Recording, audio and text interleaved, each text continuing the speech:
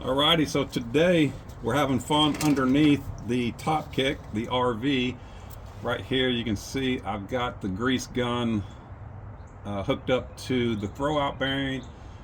I mentioned this in a previous video, but this grease gun fitting is awesome because you can squeeze this lever. I'll show you here in a second. I don't want to unhook it. And then it will attach to a grease zerk and basically lock on. So now I'm over here and I'm just going to start pumping some grease into it. There's one good full pump.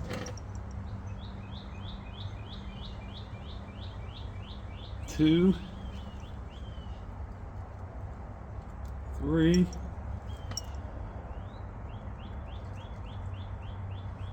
four, and five. I'm just going to give it five. And so yeah, right here is the grease zerk I was talking about, the fitting for my grease gun hose. So I'm going to wipe this off while I got the rag. But you see right here, there's a lever you can depress, and then you can attach that right to your grease zerk, and it leaves you free to use two hands. Next, I'm going to be moving on to the drive shaft. And by the way, I think under this Topkick, I've got less room than I do underneath like a Subaru or something. It's pretty tight. Okay, so like I say, it is super tight under here. I'm just going to get a shot of the transmission just for my future knowledge. Right here we've got the grease zerk on the very first drive shaft fitting on the U-joint. I'm going to try to set this tripod up. It keeps wanting to fall over. And so yeah, you see I'm locked on up here. Give this thing a few pumps.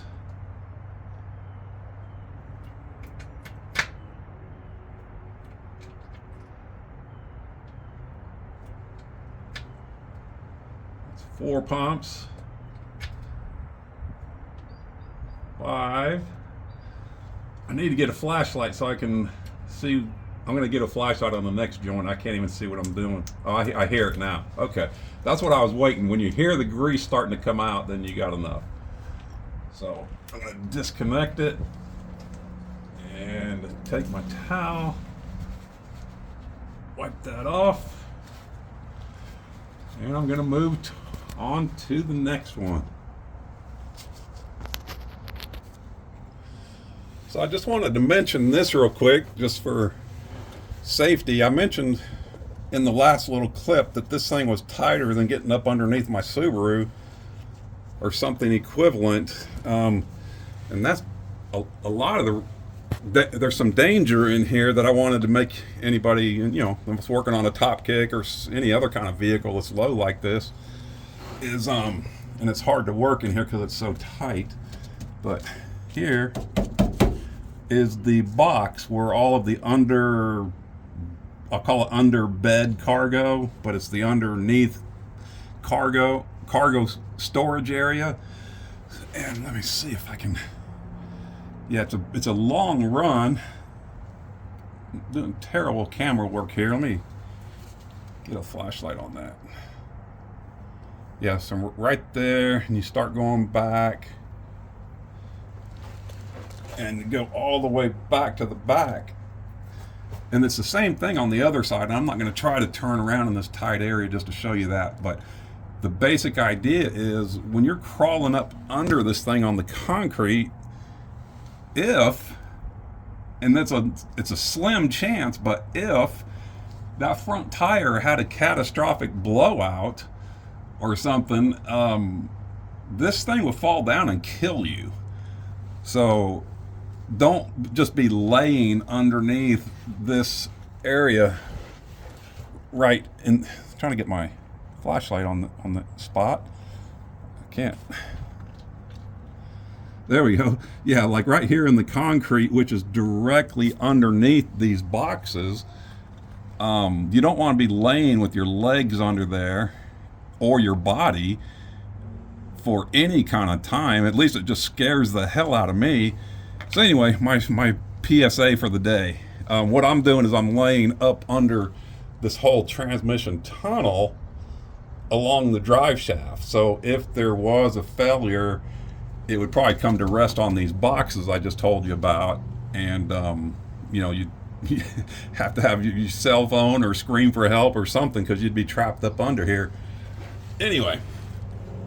Oh,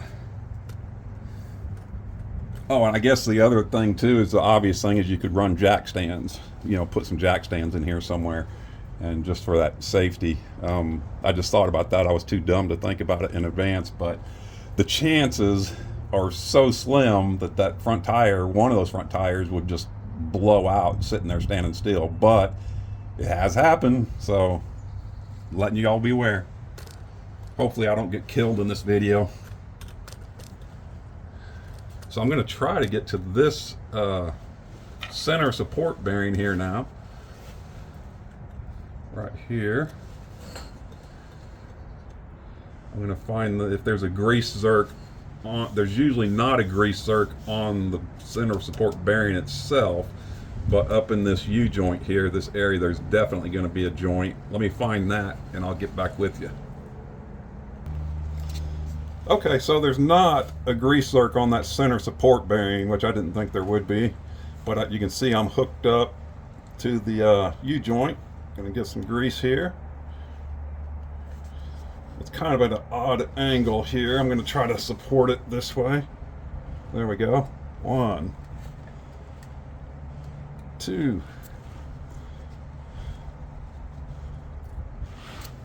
Oop. Trying to hold on to about 5 things here at once, and in a super confined area. 3, 4. Feel like Count Dracula. 5. 6. And the grease is starting to come out. 7.5. I'm going to give it a full squirt. Yeah, that's. I think that was 8.